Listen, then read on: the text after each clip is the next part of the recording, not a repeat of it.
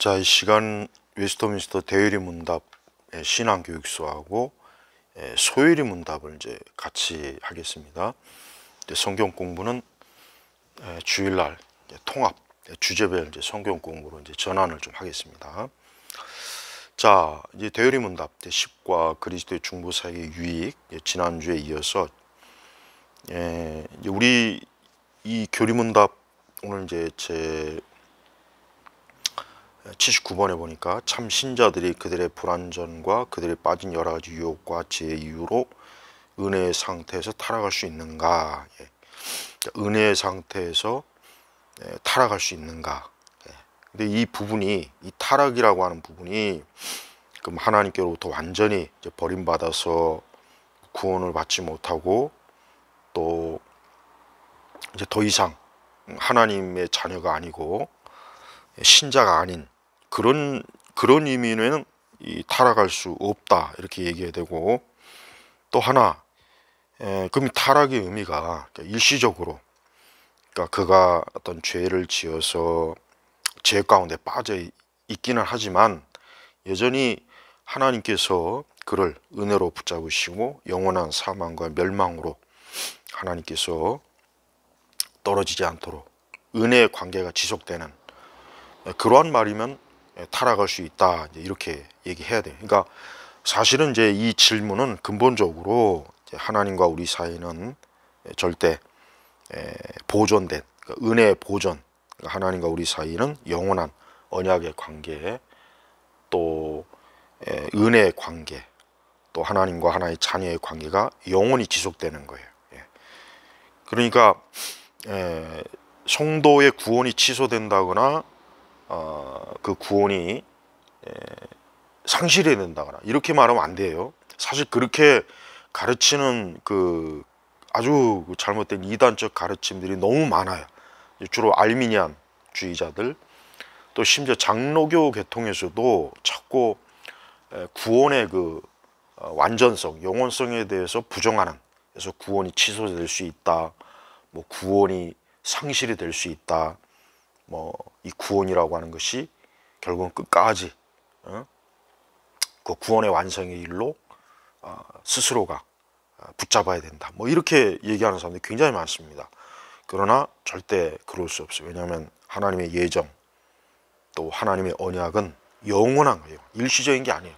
이랬다 저랬다 하는, 우리 인간은 변덕이 심하잖아요. 변덕하면 우리 인간이죠. 변덕하면 뭐 사람, 이 변덕이 없는 사람은 없어요.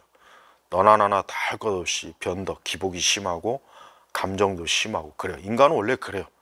그러나 하나님은 그렇지 않습니다. 근데 자꾸 인간의 그 추악한 죄악성, 그 변덕을 하나님에게 전가시켜서 하나님이 마치 그 사랑이 변할 수 있다. 성경 어디에 하나님의 불변하는 사랑이 변한다는 말씀이 단 한 구절이 있습니까? 오히려 반대로 하나님의 사랑은 영원하다. 구약 성경 선지서에 특히 많죠. 신약 성경에도 많고. 그래서 참된 신자는 구원, 하나님께서 그를 구원으로 이끄셨을 때 이미 그를 영원한 하나님의 사랑 안으로 이끄신 거예요.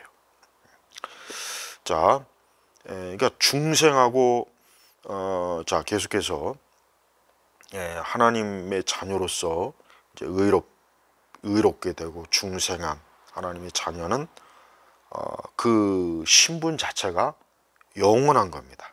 그 신분이 또 이전에 그 마귀의 자녀, 죄악된 상태로 떨어지지 않는 거예요. 그래서 적어도 어쨌든 중생과 거듭남이 확실한 그 그리스도인은 그 영원한 하나님과의 관계가 틀림없다.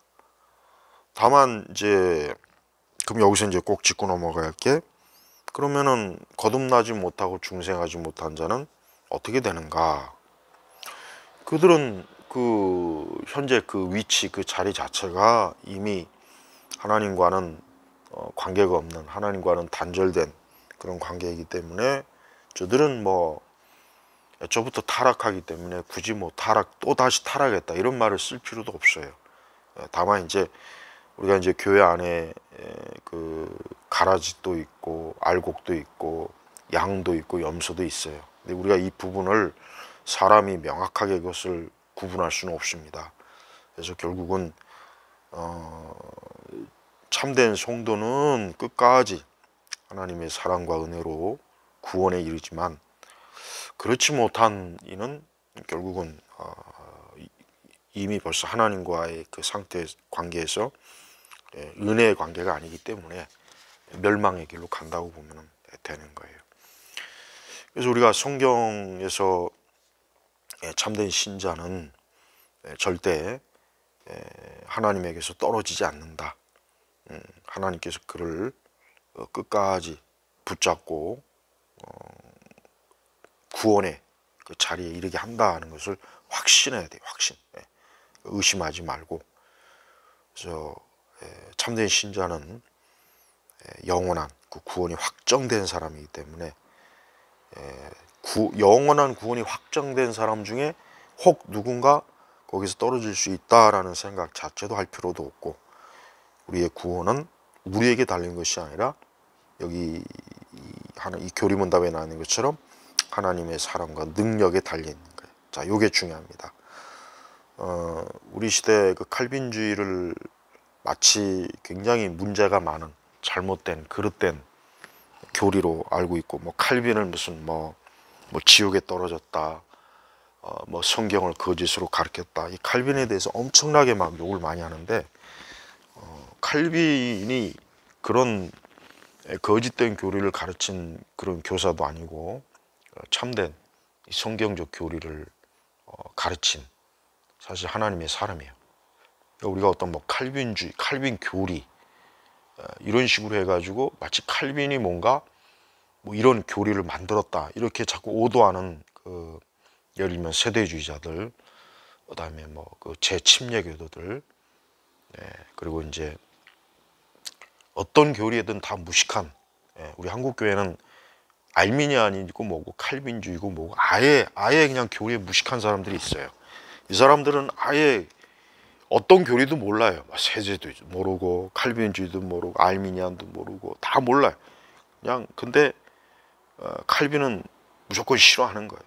무식하니까 그래. 무식하니까 제대로 알지 못하고 성경도 알지 못하고 교리도 알지 못하고 이런 거짓된 신앙에 사로잡힌 맹목주의자들이에요. 그런 사람들이 칼빈에 대해서 헛된 소리를 많이 하는데, 이것은 성경의 교리지 칼빈의 교리가 아니에요. 칼빈은 그냥 성경에서 말하는 걸 가르치는 교사일 뿐이지. 그래서 우리가 참된 신자는 결코 멸망당하지 않는다는 거, 하나님의 사랑의 불변, 또 하나님께서 그 구원을 영원히 보존하시고 지키시고, 또 그리스도의 연합관계, 또 예수 그리스도의 끊임없는 그 중보, 또 하나님의 성령의 내주하심, 바로 이와 같은 것들이 우리를 하나님의 참된 자녀로 끝까지 붙잡는 거예요. 그래서 구원에 대해서 자꾸 의심하는 그것도 문제입니다. 자기가 한번 구원 받았어요. 자, 구원 받았다고 믿고 그러면은 그 구원의 확신이 물론 흔들릴 때도 있고 좀 부족할 때도 있고 그래요. 그런데 이거를 상식적으로 그냥 나는 구원받지 못한 것 같아, 자꾸 여기로 끌리는 사람이 많아요. 보니까 구원 받았다고 믿는 쪽으로 자꾸 가야지, 왜 자꾸 나는 구원받지 못한 사람이야, 난 구원받을 수가 없어, 난 구원에서 떨어진 것 같아, 하나님이 나를 구원하시지 않을 것 같아, 그런 마음이 그게 불신앙이에요. 불신앙. 그게 마귀가 역사하는 거니까 그런 거에 이렇게 매이지 말고 오히려 더 하나님의 영원한 사랑을 확신하는 가운데 믿음 생활하세요. 설령 제가 아주 굉장히 조심스럽게 얘기합니다. 그래요. 설령 지금 중생하고 거듭나지 못한 사람일지라도 제가 꼭 권하는 거 뭐냐면, 예수 그리스도를 주로 고백하고 믿는다는 고백을 계속 하세요. 계속하고, 나는 그리스도가 없으면 나는 망한다, 하나님께서 나를 구원으로 은혜로 이끄신다는 믿음을 갖는 거예요. 그런 믿음을 입으로 자꾸 고백하고 말씀으로 확증을 받고 그렇게 해요. 그러니까 제발 구원은 하나님의 전적인 은혜니까 그 구원의 자리에서 벗어나지 말고 신자의 그 구원은 하나님의 손에서 하나님이 주권적으로 이끄시고 또 그러한 관계라고 하는 것은 불변하는 관계라는 거, 요거를 잘 좀 믿고 이해하면 됩니다. 자, 이 시간에는 이제 소요리 문답, 지난 시간에 이어서 계속 이제 하나님의 속성에 대한 이제 네 번째 이 문답을 지금 계속 하고 있어요. 요거는 하나님의 이 영광스러운 속성의 문제예요. 그래서 소요리 문답 4문에는 답이 간단하게 달려 있어요. 뭐 하나님은 존재와 지혜와 능력과 거룩하심과 정의와 하나님의 선하신 진리에서 무한하시고 영원하시고 변함없으신 영이십니다. 이 간단하게 답을 달았지만 이게 간단한 게 아닙니다. 하나하나 구체적으로 사실 하나님의 속성을 우리가 좀 알아야 돼요. 그래서 이번에는 우리가 하나님의 거룩, 우리가 보통 거룩하신 하나님, 이제 거룩하신 하나님, 성경에서 하나님의 속성 중에 가장 많이 드러나는 게 거룩이죠. 그래서 거룩하신 하나님, 뭐 시편에도 계시록에도 뭐 구약, 신약, 특히 구약에 많이 나와 있죠. 그러니까 하나님은 거룩하신 거예요. 스펄전은 그 시편 주석에서 시편 기자는 하나님의 거룩하심이야말로 자기가 가장 사모하는 것이라 생각했고 자신의 본성 전체를 들여 하나님께 충성을 맹세한 가장 큰 동기였다고 생각했다. 이 때문에 그들이 하나님의 거룩하신 이름을 깊이 묵상했다는 것은 시사하는 바가 크다. 어린아이들도 하나님의 선하심을 찬송할 수 있지만 은혜 안에 있는 아버지들은 하나님의 거룩하심을 찬양한다. 이 하나님의 거룩하심에 대한 엄청난 영광스러움을 스펄전이 잘 표현했습니다. 그래서 이 하나님은 이 거룩함이라고 하는 것은 하나님의 완전하심, 또 하나님의 완전하신 아름다움, 또 존귀함, 또 이 거룩이라고 하는 것은 하나님에게 속한 전적인 속성이에요. 우리 사람은 거룩하지가 않아요. 우리는 거룩하지 않죠. 근데 하나님은 원래부터가 거룩한 능력, 거룩한 사랑, 그러니까 하나님이 하시는 모든 일은 다 거룩한 거예요. 그래서 하나님의 이 거룩하심은 그분의 완전성의 광채이자 영광입니다. 그래서 하나님은 영원히 그 거룩하심 속에서 영원히 존재하시는 거예요. 그러니까 하나님의 거룩은 뭐 더 나아졌다, 더 거룩해졌다, 그게 아니에요. 근데 우리 사람은, 우리 그리스도인들은 사실 더 거룩해지고 더 경건해지는 겁니다. 우리는 믿음의 진보요, 그 성령의 열매죠. 그러나 하나님은 애초부터 거룩, 그 완전한 거룩이에요. 그러니까 그 완전성은 쉽게 얘기하면은 탁월하다, 또 건강하다, 온전하다, 이 뜻이 됩니다. 자, 그 다음에 이제 하나님은 정의로우신 분, 하나님의 정의. 조나단에 두어지는 뭐라고 했냐면은 하나님의 정의만큼 정확한 진리를 따르는 것은 아무것도 없다. 하나님의 정의는 모든 것을 공평한 저울에 달아보시고 모든 것을 있는 그대로 보시고 평가하신다. 하나님의 정의, 하나님의 정의는 참 우리 사람이 사실 감히 측정할 수 없어요. 오늘날 기독교 안에 자꾸 하나님의 정의, 공의를 얘기하는 사람들이 있는데 그 사람들이 이해하는 하나님의 공의와 정의는 정치적이고 사회적이에 보니까 관점이 막스주의적이고, 그러나 성경에서 말하는 하나님의 정의는 그런 정치적이고 사회적인 게 아니에요. 하나님의 정의는 뭐냐? 경건하지 않은 우리 죄인들을 사랑하시고 의롭다 여겨주시고 또 우리를 그분의 의 안으로 이끌어 주시는 거, 바로 이겁니다. 이게 진정한 거예요. 그래서 우리가 하나님이 정의롭다, 공의롭다 할 때 그거를 마치 죄인들을 내려치는 어떤 죽이는 속성으로만 알고 있는 사람들이 많이 있더라고요. 근데 그거보다는 더 깊은 거는 그 죄인들을 하나님 안으로 끌어들이는 거. 이게 사실은 하나님의 온전한 정의예요. 그래서 우리가 하나님의 정의를 따른다 했을 때는 우리 하나님께서 죄인들을 궁일이 여기시면서 우리 하나님의 완전함, 의로움을 드러내시는 것, 이 관점으로 보면 됩니다. 자, 다음은 이제 하나님의 선하심. 하나님 참 선하시죠. 그래서 토마스 주디는 선하심은 긍휼, 은혜, 오래 참으심, 인자심, 참되심 등 포괄적인 의미예요. 그러니까 선하시다. 그러니까 우리는 보통 선하다 하면은 약간 막연해요. 솔직히 막연해. 그냥 뭐 착한 일, 뭐 착한 것, 뭐 좋은 일, 뭐 좋은 것, 요걸 보통 그냥 선하다. 근데 사실 하나님의 선하신 의미는 뭐냐?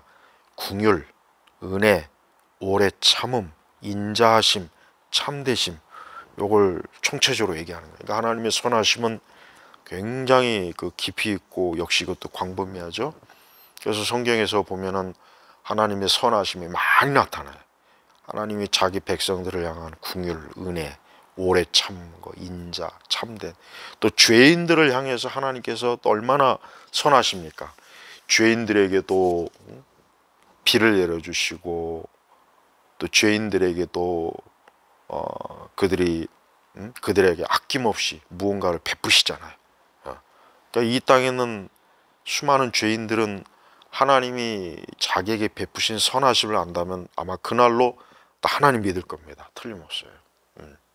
또 앤드류 보나가 얘기한 것처럼 앤드류 보나가 아주 참 귀한 언급을 했는데 하나님은 선하심이라, 그러니까 하나님이 선하심이란 말은 하나님은 사랑이시라는 표현을 한 거다. 그러니까 우리가 하나님이 선하시다 하는 것은 뭐냐? 하나님은 사랑이시다, 이렇게 얘기한 거예요. 그래서 우리가 하나님께서 지금도 하나님의 살아계심을 하나님의 선하심을 우리에게 나타날 때 뭐냐? 그것이 바로 하나님이 우리를 사랑하신다, 사랑하신다, 이렇게 대하면 되는 거예요. 우리가 하나님의 선하심을 항상 생각해야 돼요.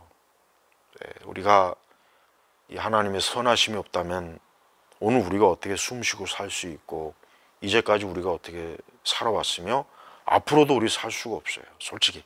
그래서 우리 그리스도인들은 기도할 때 선하신 하나님, 나에게 선을 좀 베풀어 주세요. 즉 다른 말로 하나님 나에게 사랑을 베풀어 주세요, 이 말이나 마찬가지고, 또 하나님께서는 하나님의 선하심을 구하는 자에게 선하심을 베풀어 주셔요. 아까 얘기했잖아요. 그 긍휼, 오래 참으심, 인자하심, 참되심, 은혜, 이거예요. 그러니까 혹 막 기도할 때 할 말이 없으면은 하나님 나에게 선을 좀 베풀어 주세요, 이렇게 기도하세요. 제레미 테일러가 참 그래요. 은혜는 영원한 은퇴로부터 나오는 위대하고 놀라운 선하심의 보고이다, 보물이다, 이거죠. 그러니까 하나님의 선하심은 부유하다, 부유하다. 그래요. 사람들은 선하지 않습니다. 사실 인간은 선하질 않아요. 인간은 악해요. 악하고 좀처럼 선함을 보여주지 못해요. 우리가 성경에서도 인간에 대해서 보십시오. 그리고 우리가 이 세상을 살아오면서 사람을 대할 때 진짜 선한 면을 우리가 봅니까? 선한 면보단 악한 면을 더 많이 보지 않습니까? 사람이 그래요. 원래 죄인이기 때문에. 그래서 하나님은 선하셔요. 선한. 참 자꾸 뭐 하나님을 진노하고 뭐 하나님이 막 분노하고 파괴하고, 하나님을 이렇게 표현하는, 이런 식으로만 인식하는 그 참 신학자들은 참 이해할 수가 없어요. 성경 전체 하나님의 선하심이 얼마나 풍성하게 나타납니까? 우리가 하나님의 선하심을 자꾸 기대하고 자꾸 구하세요. 우리가 하나님의 속성 중에 많은 것들이 있지만 이 하나님의 선하심이 사실 어떻게 보면 우리에게 가장 필요합니다. 하나님은 선하신 분이라는 걸 잊지 말고 기도할 때 주여 나에게 선을 베풀어 주옵소서, 우리 교회에 선을 베풀어 주시고 우리 가정에 우리 가족들에게 선을 좀 베풀어 주세요 하고 하나님 앞에 늘 기도하시면 하나님이 진짜 선을 베풀어 주십니다.